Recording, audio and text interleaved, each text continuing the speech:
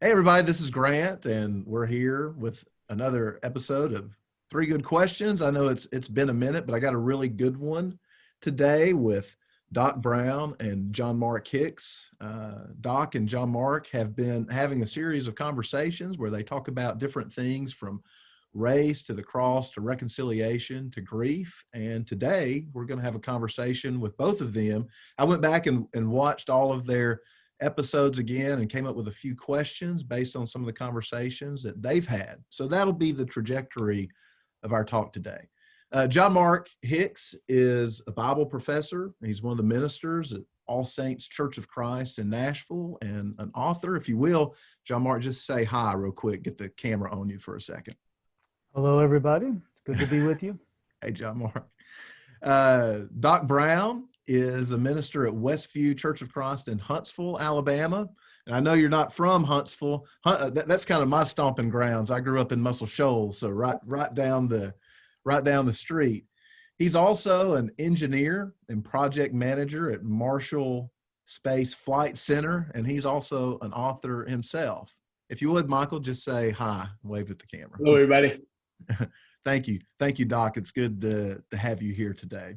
Thanks. So if you will, we're going to take just a little bit longer, and we'll start with John Mark. And John Mark, if you will, give a fuller introduction of yourself and maybe even how a brief history of your relationship with Doc and how you've known each other through the years.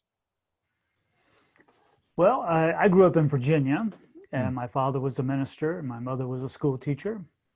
And I went to school at Freed-Hardeman, and then I went to do graduate work in Philadelphia, Pennsylvania. Yeah. And in Philadelphia, Pennsylvania is where Doc and I ran across each other. He was at he was attending the Trenton Church of Christ up there. And I did a radio program for 1 year. Yeah. And I did my taping at the congregation that Doc attended. I was helped by the minister there to record those and then get them out on the air. And so that relationship began in that moment and has been sprinkled through the years in different ways. Doc and I, Doc went to, I'll let Doc tell about where he went to school, but he did have one course with me, or maybe more, Doc, I'm not sure, but I know at least one. And that's where our relationship kind of blossomed a little bit more. And then in recent years, we've been connected together in several ways. Okay. Invited me down to speak at his church at one point. And so I wanted to develop that relationship more, especially in these times, and to get more deeply connected so that I could listen and understand more appropriately and have a voice in my life among other voices, but particularly Doc's voice, so that I could see something from his perspective that I needed to learn and understand. Yeah. Thank you, John Mark. Doc, if you will, give us a bit of a fuller introduction of yourself, and feel free to fill in any gaps that John Mark left out about the history of your relationship. Well, sure. As he mentioned, I'm a native of Trenton, New Jersey, and did meet him at the point when he was in Philadelphia at the Primrose Road Church of Christ a long time ago. And then when I moved from the Philadelphia area and went to, ended up at Lipscomb, but initially, even before that, I had finished at Northeastern Christian College, now defunct, in Villanova, Pennsylvania. Then I went to Freed-Hardeman for a little while. I had culture shock and came back to Philadelphia and spent my time there at a program in Philadelphia that was hosted by Westminster Theological Seminary, but they did the teaching in North Philadelphia. It was a Center for Urban Theological Studies. Okay. So I went there for completion of programs there. But then I moved to take on the job down here in Huntsville, started here at Huntsville and decided to go back to school for a master's degree at Lipscomb. Ran into John Mark there and then decided I'd keep on going, and ended up taking the program at Harding School of Theology, and ran into him again there. Yeah. Of course, in between times, just reading different things, different books, materials that he's put out. I've always admired his mind as well as his spirit, and that's the opportunity to start sharing, be helpful going forward as far as helping people see what we can do in our world and how we ought to glorify God in our world relative to these current issues, but overall, all things as far as we can impact this world. Yeah, I went to Westminster Seminary for my graduate degree, and Doc, going to that North Philadelphia urban program, we had some of the same teachers because of that, even though we were in two different worlds, really, but had the same teachers. Yeah. Well, I was thinking that you did your PhD at Westminster, but I didn't want to say it and look foolish on this interview in case I was wrong. So far, you're doing well. Okay. Thank you, John Mark. Well, and I appreciate that from both of you, your relationship together, the way that it's crossed paths, and especially your relationship now as you dialogue, and some of these public dialogues that you've had help us see some of these very important issues more clearly. So we'll jump right into the first question. You had an episode about grief, and both of you have experienced loss. Both have lost a spouse, and Doc, you talked about losing your dad not long before. Is that right? Not long before you lost 10 years in between. 10 years in between. Okay. And John Mark, you lost a spouse too, and also lost a child. So both of you have experienced grief.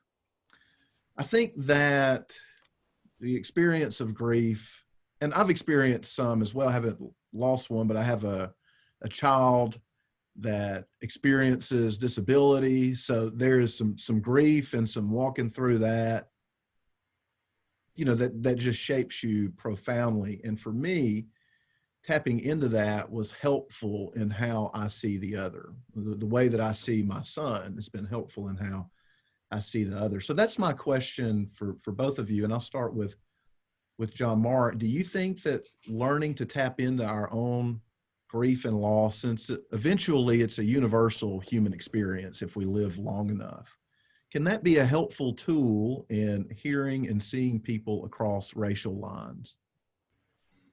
I think so. I think the critical point here is that grief, the experience of grief, opens a window of vulnerability and a window of empathy. In grief, you learn how to empathize with others, because now you're sharing an experience that others have had before you. Yeah. And when you connect with others, then you relive some of that and embrace it and hear it in the other. So I think that what grief does is it expands our capacity to listen to the other well and to empathize with that person in terms of their own hurts and pains. And I think that's really important in these racial discussions, or discussions between people of different races. Because if we're not willing to listen to the other, we can't empathize with the other in some way, or at least sympathize with the other in some way, then we're going to become very defensive, and we're going to deflect, and we're going to prioritize our interest. Just think about how when you're talking with someone who's grieving, how easy it is to deflect that person or to change the subject, because it hurts to listen to another person talk about their grief. Yeah. When someone's talking about the loss of their child or the loss of their spouse, it hurts to listen. Yeah. So what we tend to do is we want to make them feel better by changing the topic, right? Yeah. We want to change the subject so we're not talking about that anymore, because after all, it really hurts them to talk about it. But really, we're protecting ourselves. And when we have our own grief, then we learn, oh, wait a minute, I need somebody to listen. I need somebody who will pay attention to what I'm feeling and listen to it. And I think that when we have conversations like in racial conversations, there needs to be that sense of willing to enter into the experience of the other, and to listen well, and to not deflect, and not get defensive, and not change the subject. Let's go into it and experience what the other person has experienced as best we can, given who we are in our background. So yeah, I think it does open some windows for mutual understanding. Yeah. Very good. What about you, Doc? Has your experience of grief, how has it helped you? One of the things that I noticed in your conversations is you just seem to be really good at seeing the perspective and thinking about the perspective of others, even when you disagree with it. I noticed things that you were talking about, whether it was certain monuments or attitudes, and you would consistently say, I can get how someone might get there. I disagree with it, but I get that. I just wonder if your process of grief, have you found it helpful in how you see the other, especially those that you differ with? I do agree with that.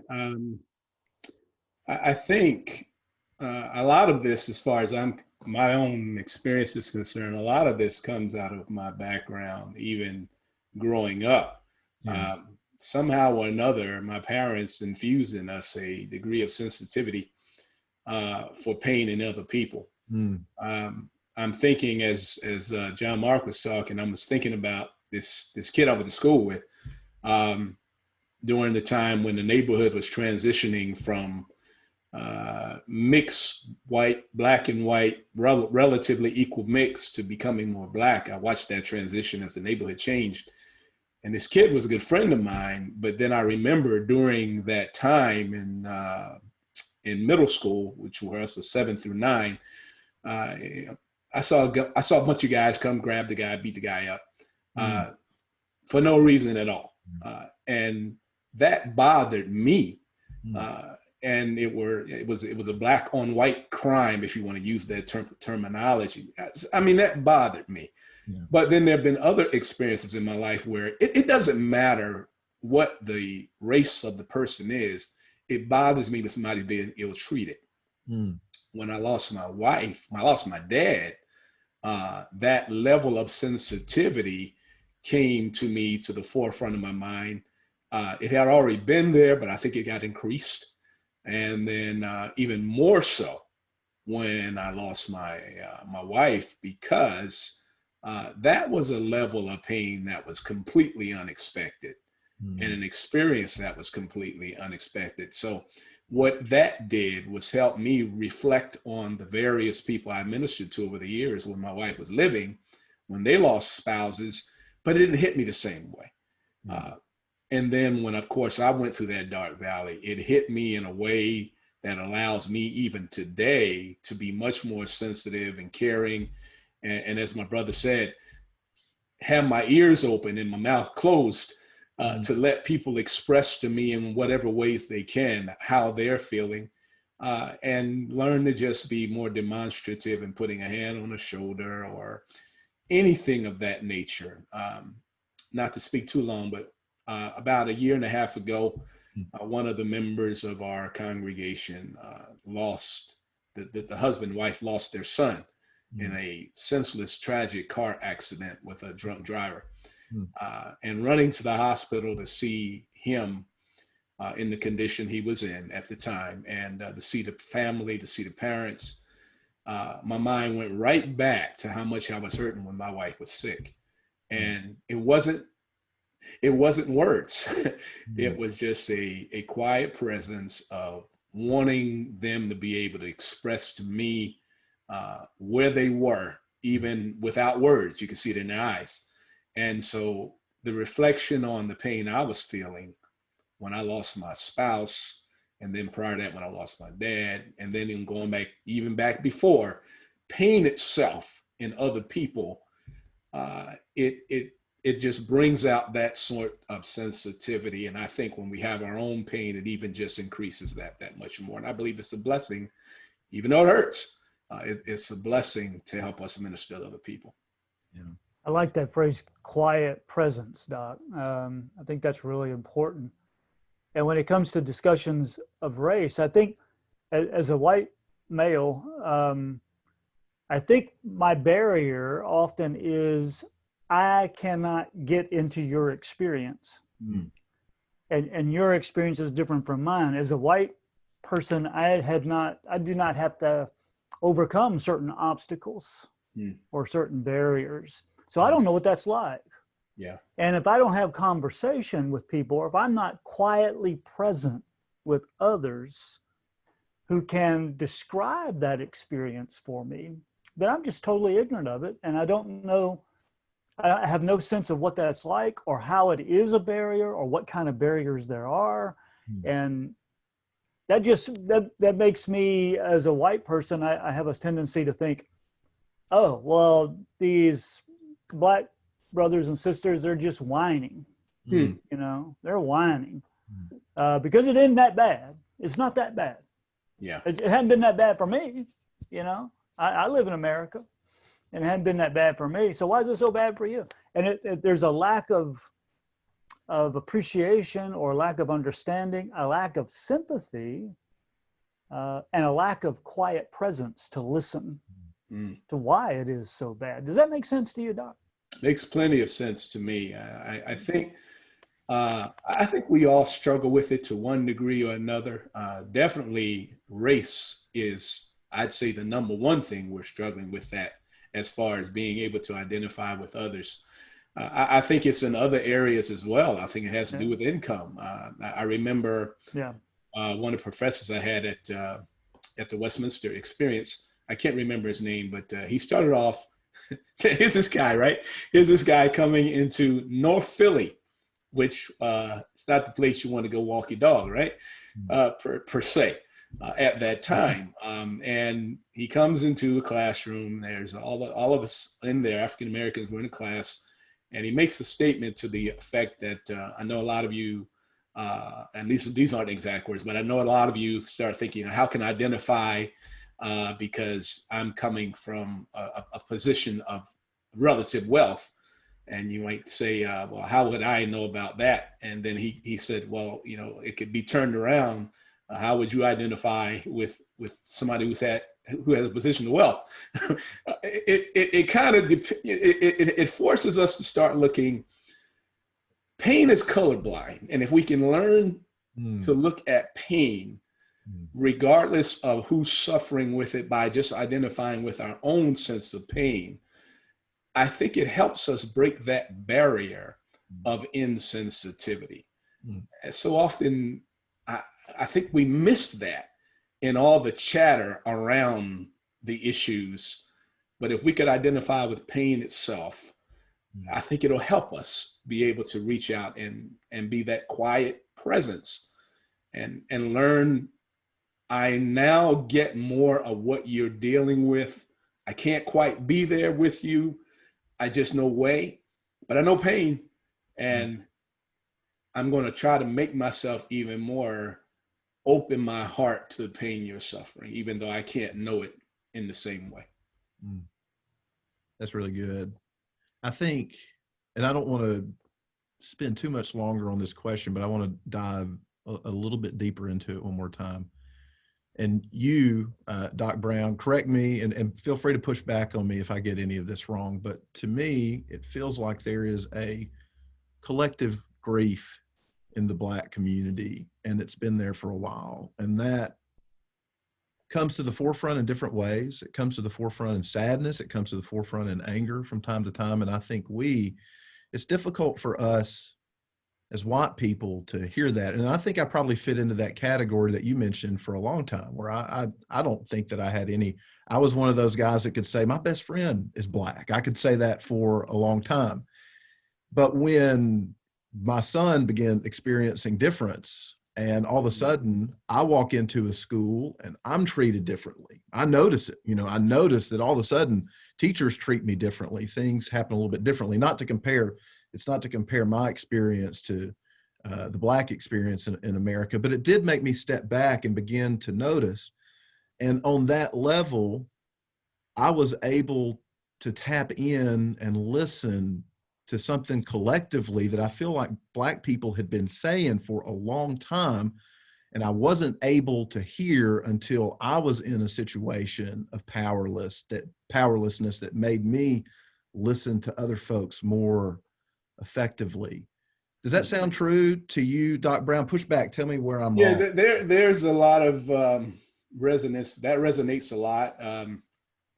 It's always interesting, and I always try to be careful when I speak as a Black person, anybody who's asking questions about this, because I mean we're as different as anybody else. But there is a collective source.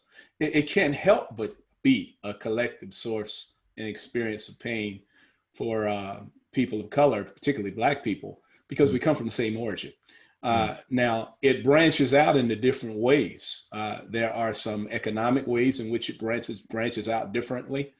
I remember an episode with the Jeffersons years ago, and George is strutting and he's got his business going, but he meets a guy who shines shoes. George wants to get into this prestigious club, and this prestigious club has somebody who wants to come by and interview him at his store. However, the shoe shine guy, who's an older Black man, usually sits out and frequents the store. The cameras want him out of the way because he's going to distract from George's success.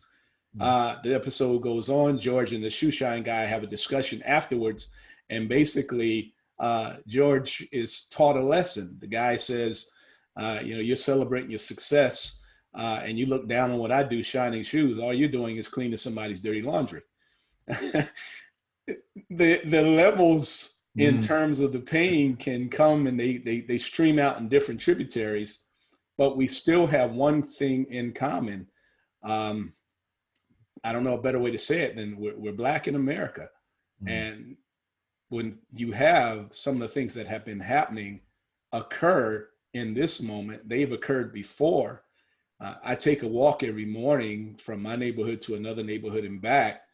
I'm very conscious of the fact that with myself walking outside early in the morning, anybody could look at me and think and call the police and say, hey, this strange guy's walking around. And oh, by the way, he's got a stick in his hand. And I'd be in all kinds of trouble. And I don't walk with a wallet or ID. I'm just out for a walk. I realize that it doesn't matter and I've been relatively successful in my engineering career, but that won't matter at that moment. The way I speak won't matter at that moment. It'll just be, oh, you get lumped in with the rest. So yeah, that's a common thing in the sense of the source of pain and the source of that from way back. And yet there are differences in terms of, I'm blessed to come from a quote unquote complete family. I've got several people I know who don't fit that same and they get categorized differently than do I. And at the end of the day, we're still Black in America, and we have to deal with some things that are common to all of us. Well, thank you for that. And I think that's really helpful and leads into the next question. And I'm actually going to flip questions on you. It feels like this is more appropriate here, and then we'll come to what was supposed to be the second question after this one. Because you brought up the importance of recognizing that there is a collective Black experience, but also Black people are diverse too. And you have conservative Black people and progressive Black people, religious Black people, non-religious Black people. They're the whole spectrum, just like us as white people are. And I think sometimes when we're categorizing another group that's different, we accidentally, when we're not being thoughtful, assume that there are similarities that are more pervasive that they are. But one of the issues that I have noticed is there are times when certain conservative, maybe, or let's say outlier Black voices that reflect certain values that the white community holds and maybe even certain values that we don't want to let go of. We really don't want to be racist. Most people don't want to be that, while at the same time, there can be a blindness to that. So my question for you, Doc, and maybe cover both of those, how does it feel to you when there are certain statements made by certain Black people that may not represent the majority of the Black experience, but you see white folks, when that person makes that statement, it's almost like someone ringing the dinner bell. You just see a lot of white people jump on that and amen that and share that all around. How does that impact you? And what are some ways that we can begin to lift the blindness that we have? You know, we want to love Black people better, but we're so blind to some of the experience. So how can we lift that? That's a good question. You know, how does it make me feel? Well, it makes me angry. No question about it. It's frustrating. There's always somebody who has a certain shtick. Yeah. And there's that statement, and I think there's a lot of truth to it. Everybody has his price. When I first moved down here, and I hope I don't get in trouble for mentioning names, but it's a syndicated show. Yeah. I first came down here. There was a guy by Rush Limbaugh was on radio, on WVNN down here. And at the time I came here, there was not much by way of opportunity for various radio programs, just a little bit. And this is before we had satellite radio. So anyway, big name, right? Everybody, oh, this guy. Not long after that, very shortly after that, Sean Hannity picked up a station program right here in this area. Yeah. And he was a relative no name at the time. And I thought, well, man, this guy's got a shtick. He's just trying to be like Rush. And he comes on, and of course, you know where he is today. Yeah. Not too long after that, we started getting sports radio. Jim Rome pops up. He's got a shtick. You know, he's got some provocative way to try to draw attention. And I mention these people because what they did was turn a wheel to be able to make a great profit in what they're doing. I'm not questioning what they believe in relative to their positions. I'm just saying it caught on. And as a result of that, I think they pretty much took advantage of it. Yeah. And I think some of the Black conservative voices that are out there now, and you gave us a couple of names in your previous question. I think these are people who also have a shtick, and it works for them, and they go and they perpetuate their beliefs wherever they are, and they get an audience, and it just builds it up even further. I think some of them go to the extra extent of keeping that audience. Once you have one, you got to keep it. But the harmful thing is, we end up getting to the point in these racial issues where we end up blaming the victim on one side, or we excuse the victim on the other side. I don't believe either is helpful. I think what we really need to do is zero and focus in on right and wrong, and not worry about, for example, Mr. Blake shot in the back 7 times. He was going for a knife, or whatever the case may be. If we can focus on right and wrong, because again, that should be colorblind, and not allow these voices that try to gain an audience to jaundice our viewpoint, I think we'll be a whole lot better off in dealing with it. And I think it will lift the blinder of, okay, I always didn't like, there's a propensity in me to always not trust these Black people, for example. And oh, by the way, here's one of their own that doesn't trust me either. Hey, I'm pretty good now. I excuse myself. We ought to just look at it strictly from the standpoint of right and wrong. And even that has to be defined. And for me, that's always going to be Christ. And I think it will help us stop looking at what color did it, and focus on what was done. Is it right? And help me to identify with the person who's been hurt in this situation. Yeah. John Mark, how about you? What can we do to lift the blinder, and how might we be responsible even to the way that we listen to a variety of Black voices or voices of people of color rather than just the ones that may reinforce our view. Because I do think it's important, as you said, Doc, that we recognize it is fully within those different people's rights as humans and people to have different views and to be different. While at the same time, I think that for us as white people, that should entail a little bit more responsibility, just like we don't want someone to be able to pull out, I don't know, someone, we don't want everyone to associate our views with a certain white person, whether it's Tony Blair or George Bush or whether it's Donald Trump or whether it's Bill Clinton, right? They don't represent all of us. So I think we need to be careful and recognize maybe the majority of Black voices, that we're not dismissing them because we found a few that reinforce our views. So John Mark, I ended up saying more just then than I meant to, but what can we do to lift the blindness, and how might we responsibly listen to Black voices? Well, I appreciated what both of you had to say. I think that's on the right trajectory, it seems to me.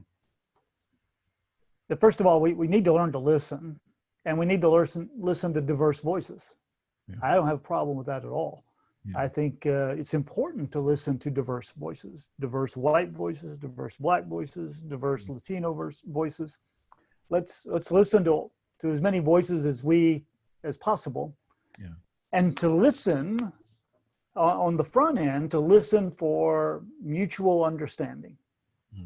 To listen to a person, not to say, okay, where am I going to agree with you? Where am I going to disagree with you? Yeah. But to listen to a person to say, okay, now why do you think that? What is it that makes you think that? Or what is your experience that helps you see it that way?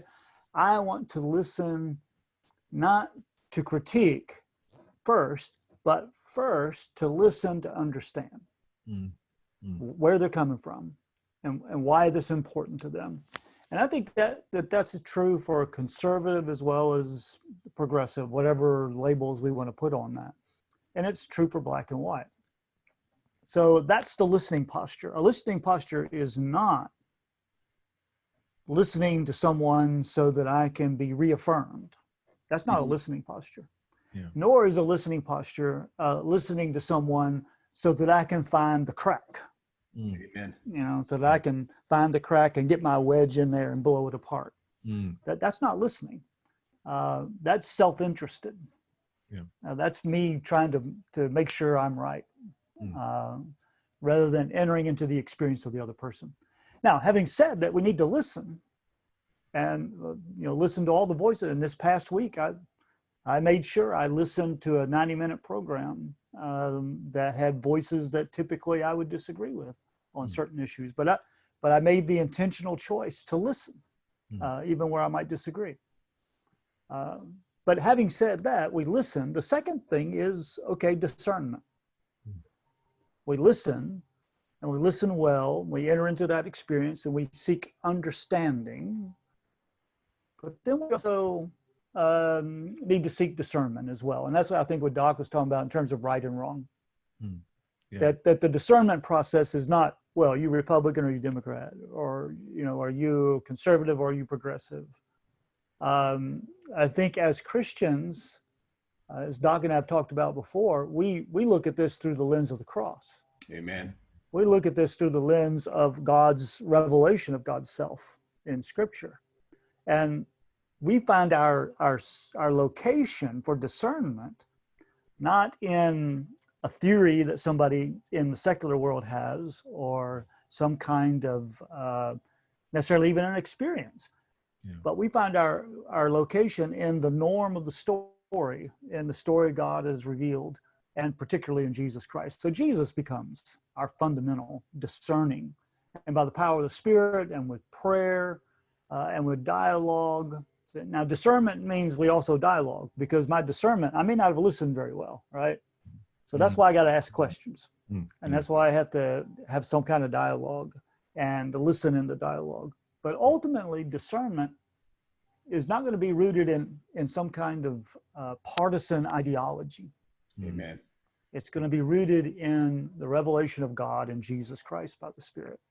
And that's where I think we can make some progress and find some common ground, not only between black and white, but between denominations and between progressive and liberal, or progressive and conservative, or whatever the labels are.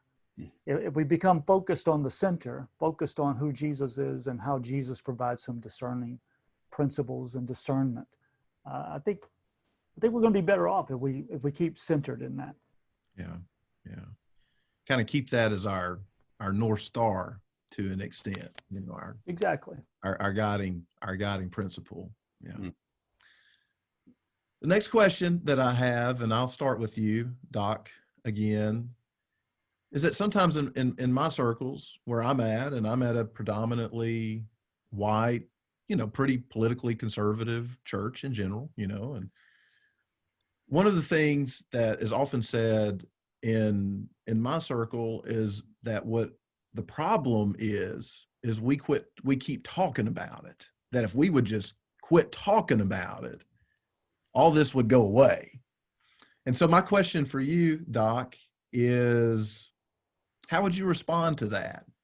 And do you think talking about race is helpful or hurtful? So, yeah, you got cancer, you got a doctor, you certainly want to keep talking about it. Yeah. If you just be quiet and it won't go away. You got to deal with it, right? I think we have to continue to dialogue about it. That's the only way to get at it.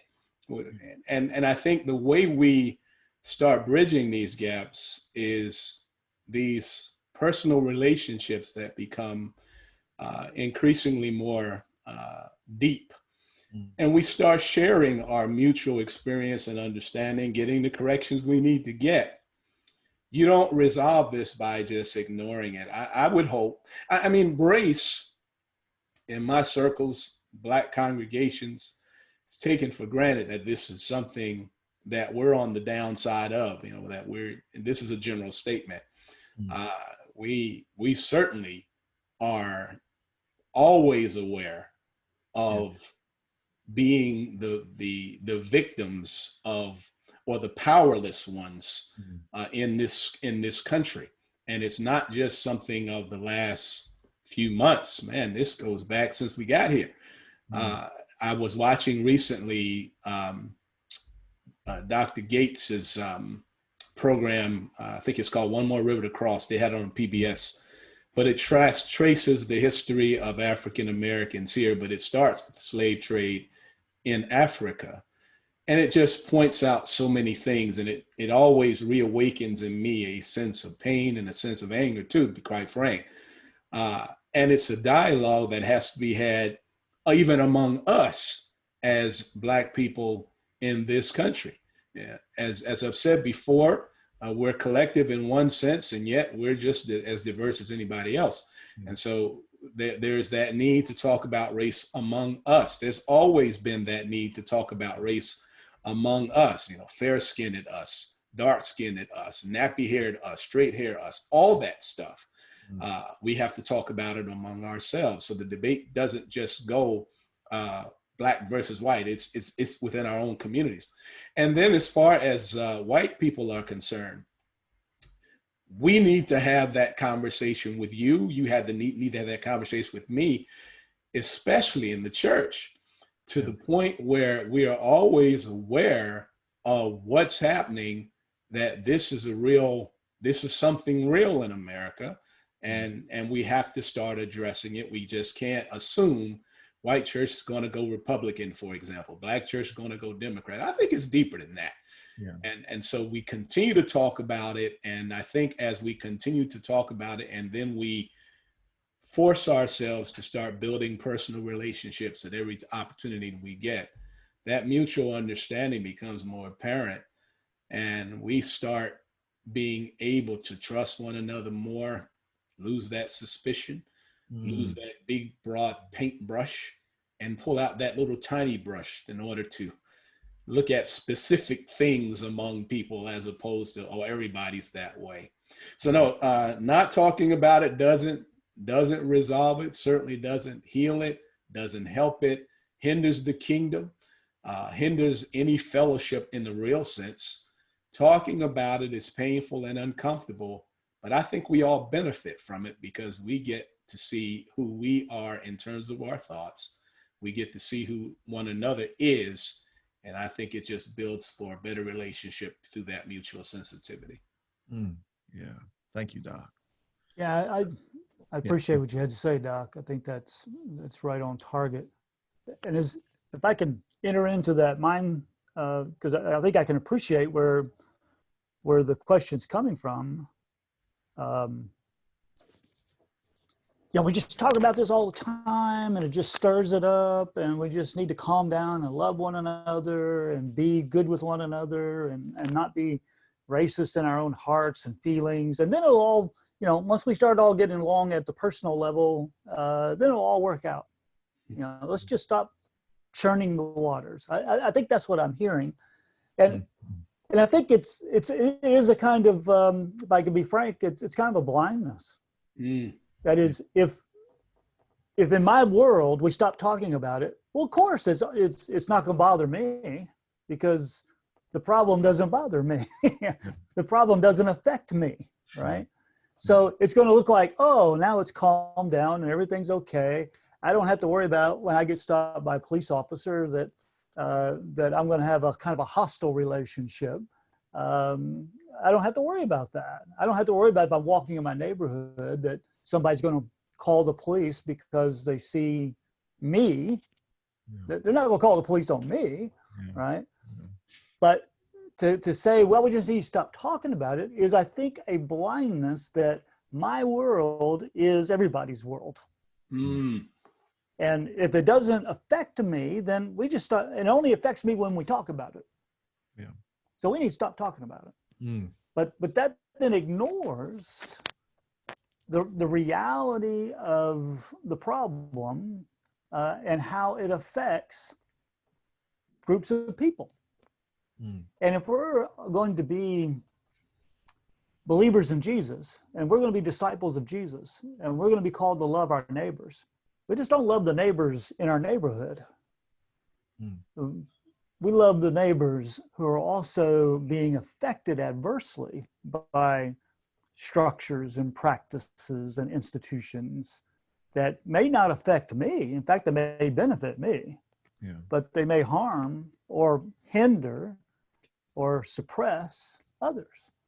And so if I come in with the attitude, well, if we don't talk about it, then we can just get along. We can just get on with the business of loving each other. Well, I don't think that's loving each other. Not talking about it is not loving each other. It's not talking about it is more self-interested, it seems to me. I want to keep the status quo. Well, if we put that on an individual level, if we're hurting as an individual, if I'm hurting and I can tell someone does not want to hear my hurt, right? Someone doesn't want to hear that. They want to cut it off. I do not feel loved by that person, right? When I'm hurting, there are times where I think there's not much that makes us feel more loved than someone that can hear a hurting voice, even when the hurt that we experience makes them uncomfortable. So I think us as white folks, and I mean, this applies for everybody, but specifically about race, we have just got to get better about hearing from our Black brothers and sisters. And so many of us, even the ones of us that have relationships across racial lines, those relationships sometimes are even protected by the way that we're unwilling to go there. We never really hear our Black friends' experience. And I've had several Black friends that have told me that they're conscious of that too, conscious of knowing that when that comes into the conversation, they know that it can negatively impact the relationship. And I noticed, Doc, if you don't want to say anything into that, you don't have to, but I noticed there at one point when I said that you perked up a little bit. Is there a part of that you want to speak into as well? No, I was actually perking up in agreement with you. Okay. Okay. All right. Well, good. And here's the thing, and I want to ask this before we get to the last question here. We are talking about conversations and having them, but I also think conversations can be done in a way. I think that doesn't mean we should just rush into them with reckless abandon sometimes. I think that we have to be careful, because I know people that carry scars from conversations that someone tried to have with them that maybe that person was not ready to have. And at the same time, I want to recognize that we've said, I do believe that most white people do not want to be racist.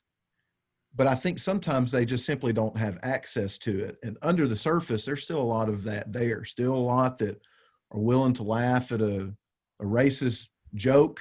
Sometimes they'll say they're not racist, but privately they may say these things, and they may laugh at those things behind closed doors. They may still have negative feelings when they see Black folks walk down the street that they simply don't have access to. So I think we as white folks need to be careful that we don't expect Black people to explain our own problems to us. We need to be willing to do that work.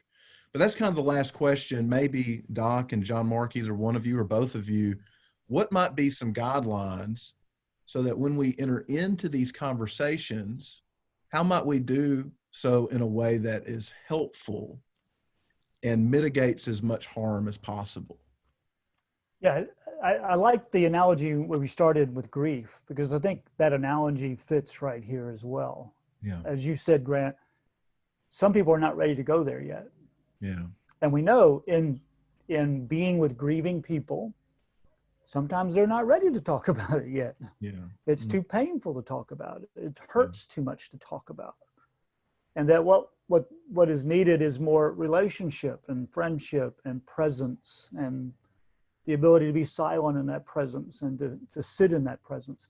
So I think that there's a real sensitivity that's needed on both ends of this discussion, of being sensitive to the person, where they are, what their experience has been, and whether they're ready to talk about it or not, right? Yeah.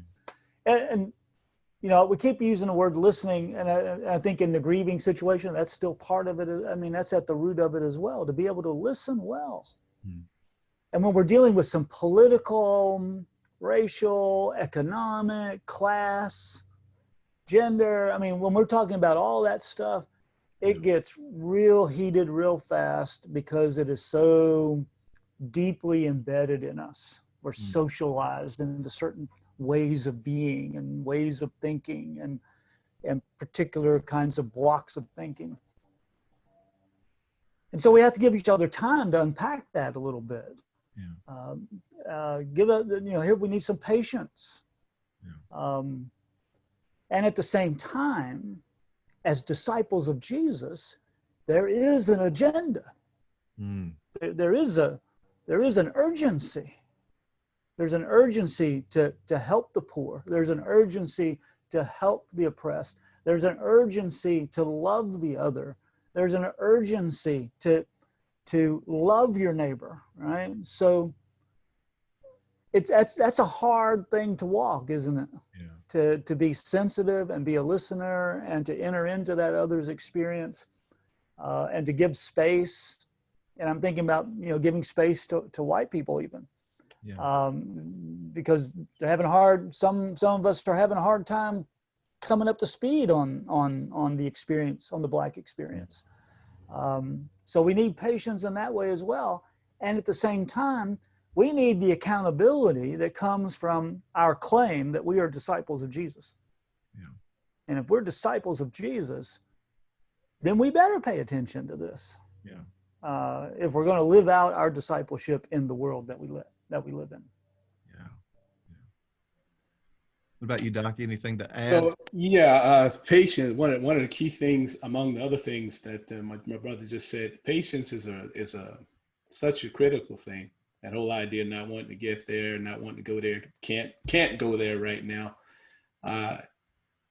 It so often depends on the setting and who we're talking about. I've had conversations of late with, I even hate to say it this way, but I have to, I guess, because of the context of our conversation. But I've had some conversations recently with some of my good white friends. To me, they're just friends. And I've known, I'm thinking of one particular, I won't mention your name, but I've known this person for a good while now. Yeah. We never had racial conversations Yeah. until recently, when the George Floyd murder took place, and then some of the other things that took place. And for this person, it was almost like somebody set the house on fire, because the statement from the person was in so many words. I didn't realize any of this was going on. And here we had been talking and had been like good close friends for a long time, but the eyes were open. So we started delving into conversations about race and so on and so forth. I believe from those conversations, there was a greater sensitivity on that person's part toward the plight of Black people in general. And it allowed me to get into some things that I had never broached before, because I never thought that the person was ready to talk about it. Yeah. Never did. That didn't stop me from loving the person. Yeah. It didn't stop me. And I had heard statements from that person for a long time that I just, if my shadow were operating independent from me, my shadow would have just shook its head and said, "You just don't get it." Yeah. But, the person started seeing it. So I think patience is very much a big deal. I don't want to get to a situation in this moment where we get what I would call white burnout. It's like, you know what? I'm tired of hearing about this Black stuff. We spent three months talking about it. I'm done with it. I think we had enough of that with the historic civil rights movement, where after 68 and a little bit further after that, it's like, okay, we've had enough we can take. We don't want to hear any more about it.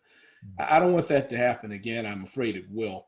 And I think that sense of patience on an individual basis with the people already in my circle and the people I need to get in my circle, that sense of patience on my part is important. And at the same time, I think there is an opportunity there must be an opportunity that I make to be a little bit more aggressive, to push in this moment, to say, these are some things we really do need to talk about. These things are, I know they're troublesome, I know they're hurtful. I know you don't want to hear it in some cases, but we do need to be talking about this, even if it's just a piece at a time. We got to get to it, or how in the world are we ever going to be any help to this society we're living in through moments like these? And I think there will be more, Lord be willing, time continues. We got to be able to get to it. So I think patience and urgency go together, and there needs to be some wisdom to determine, when do I push and when do I back off until I get another opportunity, almost like a counterpuncher. Wait for your opportunity to get in and talk about it. And I think we have to start that within our congregations. And I don't mean a total congregation and another total congregation. I'm talking about individuals reaching out across the line to start building those dialogues. Yeah.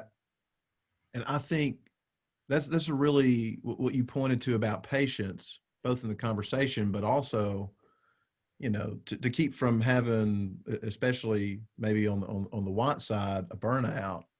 I think maybe we need to develop, as white people, a healthy endurance for hearing these conversations and hearing this brought up. We get winded real quick. Our endurance, our lungs are not as strong as they should be for hearing people talk about this experience. And I even think that there's a sense, one of the things that's difficult, I think of, like my parents' generation, that, my mom and dad were both in school in the South when the schools integrated, and they walked through the civil rights movement and were kind to Black people, and their families were, and there was a sense of pride in that. And now they're having to learn to listen to people say something that they thought they had a hand in fixing is not as fixed as they thought that it was. And there is, I think, even almost a little difficulty in that, because when we feel like we've done something good, the last thing we want to hear is someone tell us, no, it's not that good, you know? And so I think we need to create some discipline of not wanting to push through this, allowing our memories in the white community to be a little bit longer so that we can endure and be with our Black brothers and sisters, you know, like you guys brought up Job in your last conversation. Then I'll let y'all, if you have something else to say on this one before we move to the last one. But Job, his friends did so good until they opened their mouth, right? And I think us as white folks need to develop the discipline of endurance and patience in our listening, and just keep our mouth shut a little bit longer, you know, just listen and keep it shut. Not, as John Mark said, try to find the weaknesses in these arguments and try to put our own points of view, but really sit with our Black brothers and sisters and really try to identify and develop empathy with them and their grief, and using whatever tools that we can. And I think that our own personal grief can help, our own sense of loss can help us be better listeners. Mm-hmm. So, either of you have any? Good. Thank you. Thank you, Grant. I think that's right on target. Okay. Well, last question, and this is not really a question, it's a parting shot. And I'm going to let John Mark start on this one and give Doc the final word, because he talked the most about this in your conversations. But one of the things that you talked about, especially you, Doc, you talked about how you didn't want this to become another byword or a catchphrase, Black Lives Matter, or these different movements, that you wanted something to happen from it and not just, again, a catchphrase, slogan to be out there. So if you were to dream for just a second, and I think even of the episode y'all did on the cross, and I thought that was so powerful, the idea of the cross being a space of injustice, and that's where we gather. But when we think about our churches, what are some practical ways that our churches can be engaged in righting injustices, in reversing the curse? Well, I think that's a huge question, and I imagine there are so many different ways of answering that question. I listen to a podcast, the first series. It's the first season of this podcast. Something like It Was Said, or it's about famous American speeches, right? And of course, one of the first podcasts was about Martin Luther King's last speech the night before he died at the Masonic Temple in Memphis, Tennessee. And it went through a little bit of his story to get up to that point. And it had a line it had several lines, of course, from the I Have a Dream speech in 1963. And it quoted this line that I had forgotten about a Black man and a white man sitting at the table of brotherhood. Mm. And that just struck me because what I sent you the night before was about a dream I have, right? Yeah. And then I'm listening to I Have a Dream speech, and it's right there in Martin Luther King's dream. Yeah. That's exactly what I described to you in that message. And here's the dream, and this is something I really want to commit that I'm going to do this. Mm. And I've done it in different ways, but I've never done it this way. And here's my idea, that I'm going to find people in my white church, predominantly white church, who will form a small group with me and ask people from a predominantly Black church to become part of that small group. Mm. So that we are from two different congregations, but we're going to do life together in a small group, even though we're from two different congregations. Mm. And we're going to do table together. We're going to eat together and spend time together and have conversations together and worship together and pray together. And that just kind of excites me.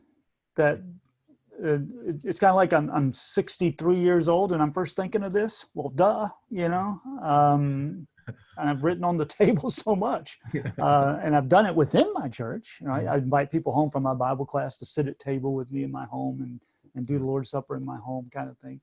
But But I think at this moment, what I've become aware of is I'm not at table with enough diverse people. That I'm sitting at table primarily with people like me. Yeah. In my economic class, in my racial class, in my educational class, I'm just sitting with people like me. And that's not going to change unless I'm intentional about it. And so I think there has to be a way of, at that sort of level within congregations, where people own the need and own the goal, and to say, I am going to sit at table with people who are different from me, and see what God does with that, right? So that would, that's kind of what's popping up in my head, and I'm sure there's so many other things, and a lot of things churches are already doing, I imagine, but that's on my heart this morning. Yeah, that's great. What about you, Doc? What's your dream? So, as my brother said, that's a $1 trillion question. So, yeah, what comes to my mind is get to know me, get to know me, get to know the diversity among us, get to know us as individuals, stand by us with your voice and your resources. When things such as the things that are happening right now come up, be there. For family, if you're away from home, but you're near enough to get there and there's a fire at your home, one of the first things you're expected to do is to get there, be there to do what you can.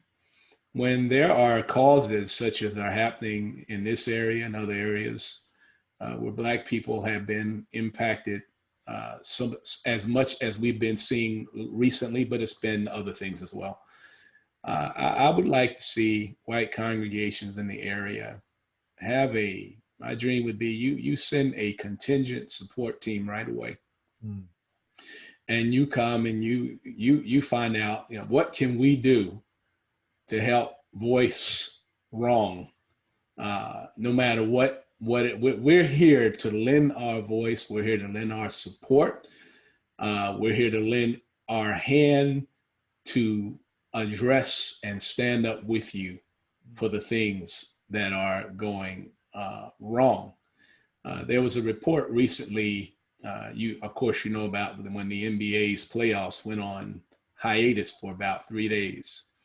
In the midst of all that, story came out about this guy that had been, if I remember correctly, he had been jailed, and it wasn't right, but he had been jailed, and some of the prominent pocket people among the Black community, I mean big money people, went to plead the guy's case and they say, this guy needs to be let free. This is wrong what you've done to him. You railroaded him. None of these people, and some of them were billionaires, none of these folks were able to get anywhere with the legal system to release this person.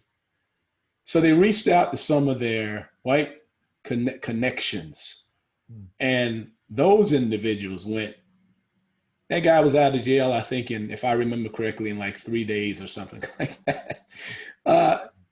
The clout they had, and I say that to say this, on a much different level, Black churches that I minister to and around, and I think this is probably a fairly common thing. In the moment like this, and in any cases that are related to it or come up in the future and haven't been in the past, I would dream that we would have white congregations that would be in support with us to address the grievance, rather than act like it doesn't exist or that there's some underlying reason that we brought it on or anything like that. And that would, I think, build up a level of trust that would allow us to reach out for other things. So that's one way I would address it. I guess the other way I would address it very quickly is as I've said before, get to know me, talk to me.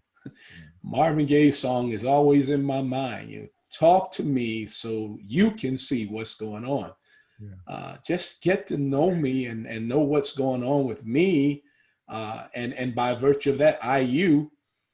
And we get out of this a sense of knowing the person.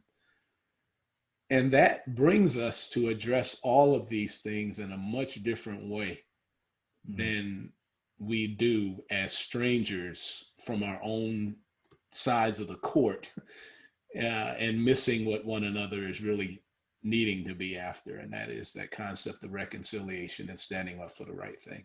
And what both of you mentioned are things that have to be intentional. These things are not going to happen on accident. Right.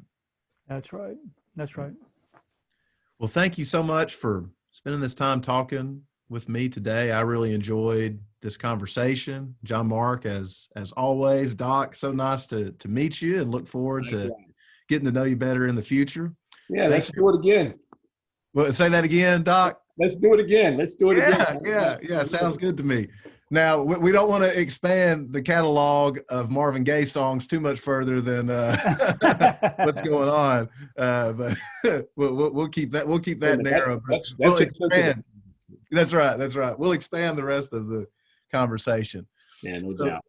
Good to be with you, Grant. Yeah, good to be with you. Well, thank everybody for watching, and I hope that you enjoyed this time. At the end of this, if you'll look in the show notes at the end, and if it's okay with y'all, I'll link your previous conversations that Sure. you've had in the show notes, so people can go back if they want to dig a little bit deeper into some of the things we talked about. Thank you guys so much. God bless. All right. Thank you, Grant. Take care. Bye, Doc.